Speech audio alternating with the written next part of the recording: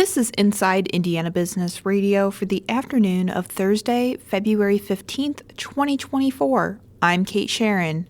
Ahead of November's consequential elections and a year after a violent hate crime in Bloomington, a new not-for-profit seeks to empower Asian American Hoosiers, mobilizing the community to vote and advocating for policies on issues they care about. Hoosier Asian American Power is a nonpartisan civic organization focusing on issues important to the Asian American community, specifically women and non-binary people. Co-chair Melissa May Borja said the grassroots not-for-profit will focus on three major priorities: racial equality, reproductive rights, and voter engagement and protection. And so I'd say broadly, one of our visions for this organization is for all Hoosiers, Asian Americans and non-Asian Americans, to recognize that our community matters, that our needs are real, that we are real, we're present, we're powerful, we care about making Indiana better for our community and for all Hoosiers. Asian Americans have a reputation of being economically and educationally well off, Borja said, but that doesn't mean they don't experience racism. She mentioned the narrative of success, this model minority myth, and how it can erase the many in the community who struggle, especially refugees and new citizens. Racism is happening regardless of a person's tax bracket, she said, and the pandemic has intensely escalated the number of targeted anti-Asian hate crimes, misconceptions, and microaggressions.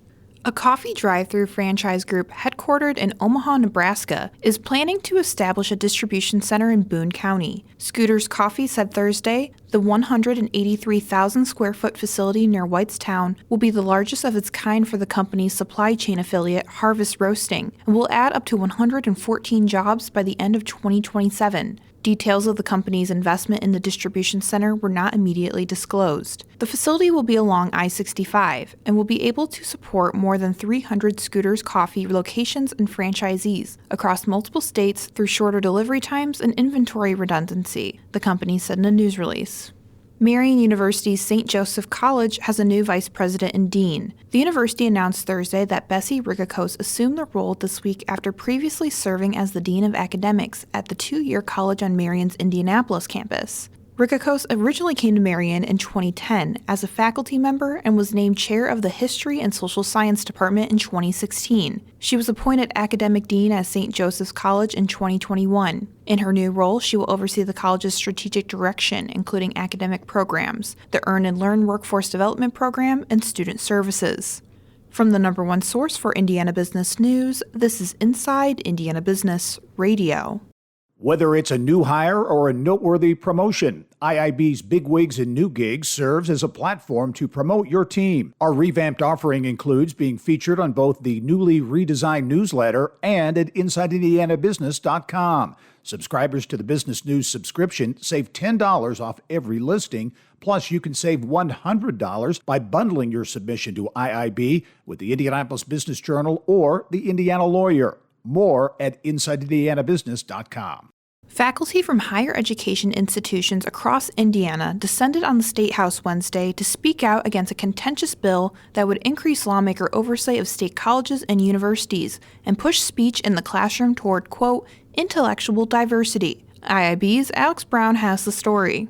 Republican Senator Spencer Deary of West Lafayette called his bill a reform effort intended to reverse declining views of higher education, but dozens of opponents argued the proposed changes could harm students and professors or would overly burden public institutions. Deary and other Republican lawmakers contend that conservative students and faculty members are increasingly ostracized at progressively liberal college and university settings, or at least perceive such shunning. As an attempted remedy, Deary's bill would change up institution boards of trustees by removing appointment power from alumni councils and pass it off to House and Senate Republican majority leaders, with advice from Democrat minority leaders.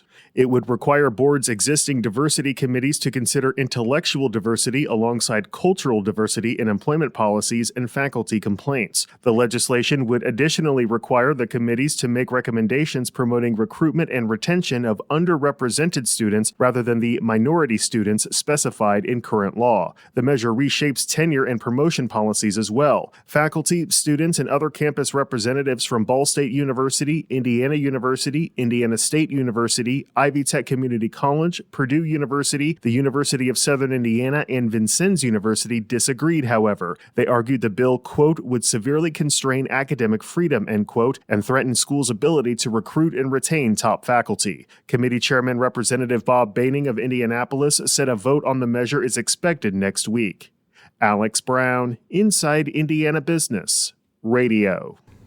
Dozens of retail pop-ups and event activations are popping up around downtown this weekend as NBA sponsors seek to connect with consumers in quirky ways in an effort to create a lasting brand impression. They range from Peloton's Bike Crunch Lift Run Shoot fan competition to State Farm's Neighbor Hoops, featuring an interactive LED half-court and back wall that will light up to show the path to make a basket. Sponsors say the idea is to offer a good time and make new merchandise available to early adopters. The NBA said fans will have a chance to engage with many of its more than 50 sponsors. The NBA All-Star Committee is projecting that 125,000 people will come downtown for the game, fan events, and entertainment over the 3-day weekend. Some marketing experts say they wouldn't be surprised to see downtown packed with several times that number, a chance to give the city, along with the sponsors and athletes, their moment in the spotlight.